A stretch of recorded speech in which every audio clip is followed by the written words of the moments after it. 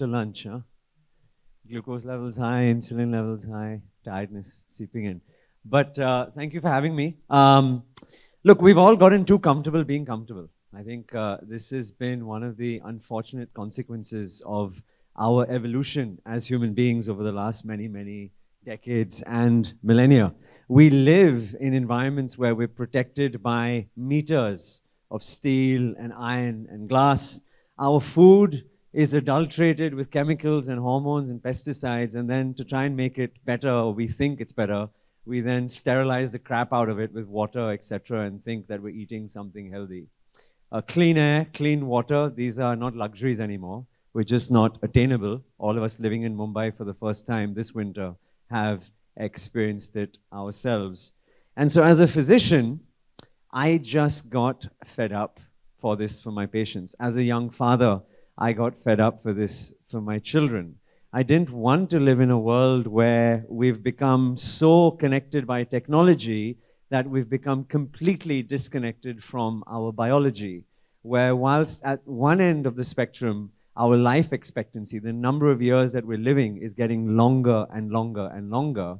On the other side of the equation, the disease onset, that first chronic disease that we get, is happening earlier and earlier and earlier. So it's not that we are living for more years or living longer, we're actually just dying more slowly. Right? That's the irony, the great paradox of our lives. So as a physician, many years ago, I decided that I wanted to change this. I didn't just want to be the guy who practiced disease care, pathogenic care, disease-focused medicine. And I was always just fundamentally excited and interested by the human body. Because before I did medicine, my first degree was actually in physiology. And I trained in the Royal Air Force, I studied in London, and working with athletes and fighter pilots, I became in love, I fell in love with how you can push the body to the extreme, and what can we learn from that environment that we can then apply to our day-to-day lives.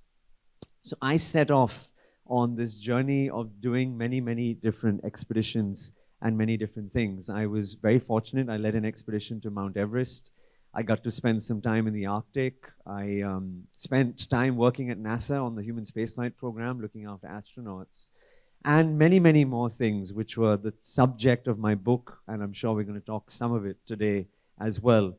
But the premise was that how can I create a vehicle, i.e. the book, that can inspire people the world over to fall back in love with their biology in the same way that I love my biology? And how can we unlock the greatest gift that we've been given by nature and help ourselves achieve everything that we want to, whether it's in our work, whether it's at home, whether it's in our play as well. So At the Human Edge was a book. It was a long labor of love. It took me over 6 years to write. Actually, the first 70% I did in 3 months. And then the rest of it took me many, many years to do thereafter. But for those of you who may have the opportunity to read it, it is a book structured around the great environments outdoors. And every single chapter looks at a different physical environment, many of which I've had the great opportunity of being in. The first one is about what happens to the human body when you try and summit Mount Everest. The second chapter is about what happens when you go to the South Pole and you're immersed in this incredibly cold environment. There's a chapter on running a marathon, a chapter on sending a woman and man to Mars, a chapter on diving in the Mariana Trench, and a chapter on surviving in the Sahara as well. So each chapter looks at a different physiological makeup, but apart from just the great environment that we go on these little interesting expeditions in each chapter, we then take, I think, the most magical journey of all, which is a journey inside of your physiology to learn what's going on around you as well. Towards the end of the book, I had 2 other thoughts, which I put in as separate chapters. One chapter was on the mitochondria. I always love asking this question. Who here remembers what the mitochondria is from high school days? What does it do? What does it do, sir? Absolutely. It's the energy creator. It's the powerhouse of ourselves. You see, 2 billion years ago, somewhere probably in the Atlantic, around some sort of geothermal vent, a single-cell organism engulfed another single-cell organism, an early form of bacteria. And this was the only time this event ever happened in the entire animal kingdom, that the organism that got engulfed was not consumed and destroyed. It was actually a symbiotic benefit to the host. And that early bacteria now, millions and millions and millions of years later, has become the mitochondria, which exists in every one of our cells except the red cell. We see it across the animal kingdom, and the plants have their own version. It's called the chloroplast. So it creates energy. And it's the magic of life, because without energy, we're just a whole bunch of cells.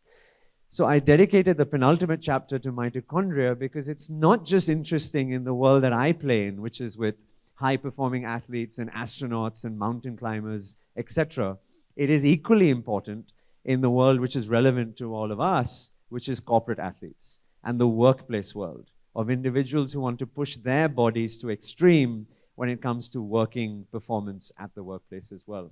And when we look at the origin and the progression of various chronic diseases, whether it's diabetes, so if I'm a beta cell in the pancreas and my job is only to secrete insulin, if the mitochondria within my cell is not working as well, then I'm not going to get very good at putting that insulin out. And that's the beginning of the progression towards insulin resistance and diabetes. If I'm a cardiac myocyte sitting and beating in the heart, and my job is to rhythmically contract to propel blood to the rest of the body, and my mitochondria are not creating enough energy, then I'm not able to do my job, and that's the beginning of cardiovascular disease. So now we have seen in medicine, across the entire spectrum of chronic diseases, as disparate as metabolic syndrome to neurodegenerative disorders at the other side, mitochondria dysfunction is the origin and one of the key points towards the progression of so much chronic disease. And it's my theory, and that's what we wrote about in the book, that in the next 20 years, we in medicine are increasingly going to see, and all of us as patients and consumers of health are going to see interventions, diagnostics, and therapies dedicated specifically towards the mitochondria to try and combat and manage disease. And the last chapter in the book, before I stop, is around the power of the mind. Because my journey through extreme environments and working with some incredible men and women around the world, whilst we push our bodies to those extreme limits of climbing Mount Everest or going to the International Space Station or reaching the South Pole, of doing a full marathon in sub 2 hours, we see the physical acts, but the real magic is what happens between our ears, and the power of the brain and the power of the mind over matter, enabled to push our body to the extreme limits so that we can do these amazing inspirational feats for the rest of us. So I hope many of you may have the opportunity to pick up a copy. I've been really, really grateful to all the folks. It's become a bestseller in India. It's about to go into a second publication. We're now live on Audible. It got converted into an Audible book as well. That was a great experience for me to be in the recording studio. And we're now hopefully going to be doing on something very interesting, another project around it as well. But that's all I wanted to say about the book. And I think we're going to have someone to have a little bit of a questions around this as well.